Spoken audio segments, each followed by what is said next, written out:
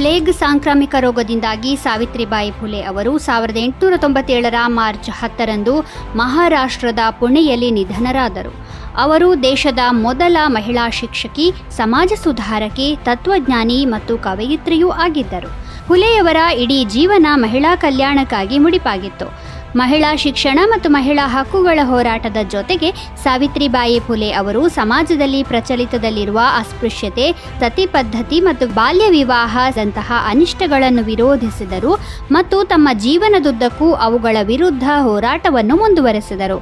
1840ರಲ್ಲಿ ಕೇವಲ 9ನೇ ವಯಸ್ಸಿನಲ್ಲಿ ಅವರು ಜ್ಯೋತಿರಾವ್ ಫುಲೆ ಅವರನ್ನು ವಿವಾಹವಾದರು. ಜ್ಯೋತಿರಾವ್ ಫುಲೆ ಅವರು ಸಮಾಜ ಸುಧಾರಕರೂ ಆಗಿದ್ದರು. ಇಬ್ಬರೂ ಮಹಿಳಾ ಶಿಕ್ಷಣ ಕ್ಷೇತ್ರದಲ್ಲಿ ಒಟ್ಟಾಗಿ ಕೆಲಸ ಮಾಡಿದರು ಮತ್ತು 1848ರಲ್ಲಿ ಪುಣೆಯಲ್ಲಿ ದೇಶದ ಮೊದಲ ಹೆಣ್ಣು ಮಕ್ಕಳ ಶಾಲೆಯನ್ನು ತೆರೆದರು.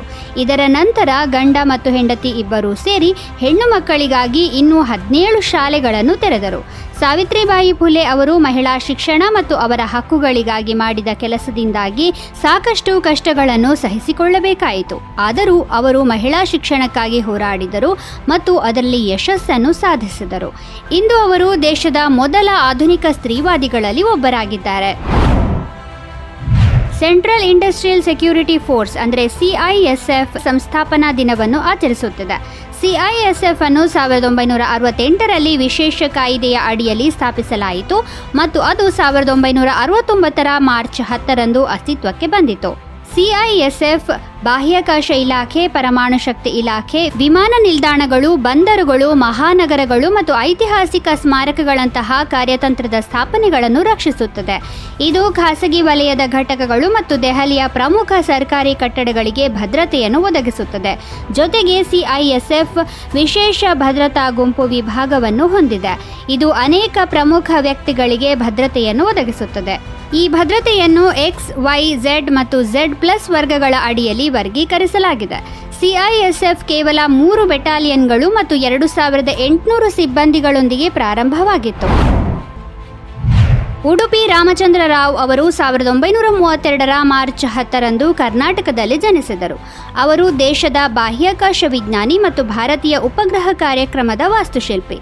ಉಡುಪಿ ರಾಮಚಂದ್ರ ರಾವ್ ಅವರು ಭಾರತೀಯ ಬಾಹ್ಯಾಕಾಶ ಸಂಶೋಧನಾ ಸಂಸ್ಥೆಯ ಮಾಜಿ ಅಧ್ಯಕ್ಷರೂ ಆಗಿದ್ದರು. ಅವರ ನಾಯಕತ್ವದಲ್ಲಿ ಭಾರತದ ಮೊದಲ ಉಪಗ್ರಹ ಆರ್ಯಭಟವು 1975ರಲ್ಲಿ ಬಾಹ್ಯಾಕಾಶಕ್ಕೆ ಉಡಾವಣೆಯಾಯಿತು. ಇಷ್ಟೇ ಅಲ್ಲ, ರಾಮಚಂದ್ರ ರಾವ್ ಅವರು 2013ರಲ್ಲಿ ಸ್ಯಾಟಲೈಟ್ ಹಾಲ್ ಆಫ್ ಫೇಮ್ ಮತ್ತು ನಂತರ 2016ರಲ್ಲಿ IAF ಹಾಲ್ ಆಫ್ ಫೇಮ್ಗೆ ಸೇರ್ಪಡೆಗೊಳ್ಳುವ ಮೂಲಕ ಈ ರೀತಿಯಾಗಿ ಗೌರವಿಸಲ್ಪಟ್ಟ ದೇಶದ ಮೊದಲ ಬಾಹ್ಯಾಕಾಶ ವಿಜ್ಞಾನಿ ಎನಿಸಿಕೊಂಡರು. ಇದಲ್ಲದೆ 1976ರಲ್ಲಿ ಭಾರತ ಸರ್ಕಾರದಿಂದ ವಿಜ್ಞಾನ ಮತ್ತು ಎಂಜಿನಿಯರಿಂಗ್ ಕ್ಷೇತ್ರದಲ್ಲಿ ಪದ್ಮಭೂಷಣ ಮತ್ತು 2017ರಲ್ಲಿ ಪದ್ಮವಿಭೂಷಣ ಪ್ರಶಸ್ತಿಯನ್ನು ಅವರಿಗೆ ನೀಡಲಾಯಿತು.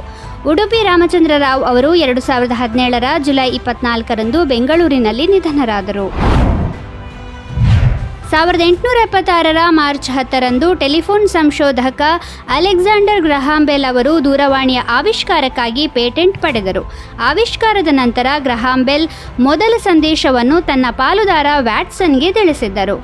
ಗ್ರಹಾಂ ಬೆಲ್ ಅವರು ದೂರವಾಣಿ ಮಾತ್ರವಲ್ಲದೆ ಸಂವಹನ ತಂತ್ರಜ್ಞಾನ ಕ್ಷೇತ್ರದಲ್ಲಿ ಅನೇಕ ಉಪಯುಕ್ತ ಆವಿಷ್ಕಾರಗಳನ್ನು ಮಾಡಿದರು. ಗ್ರಹಾಂ ಬೆಲ್ ಬಗ್ಗೆ ಜನಪ್ರಿಯವಾದ ಒಂದು ಕಥೆ ಇದೆ. ಅದೇನೆಂದರೆ, ಅವರು ತನ್ನ ಮೊದಲ ಕರೆಯನ್ನು ತನ್ನ ಹೆಂಡತಿಗೆ ಮಾಡಿದರು ಮತ್ತು ಅವರ ಹೆಂಡತಿಯ ಹೆಸರು ಹಲೋ ಎಂದು ಅಂತ. ಆದರೆ ಗ್ರಹಾಂ ಬೆಲ್ರ ಹೆಂಡತಿಯ ಹೆಸರು ಮಾಬೆಲ್ ಹಬಾರ್ಡ್. ಕುತೂಹಲಕಾರಿ ಸಂಗತಿ ಏನಂದರೆ, ಗ್ರಹಾಂ ಬೆಲ್ ಅವರ ಹೆಂಡತಿ ಮತ್ತು ತಾಯಿ ಇಬ್ಬರಿಗೂ ಕಿವಿ ಕೇಳಿಸ್ತಾ ಇರಲಿಲ್ಲ.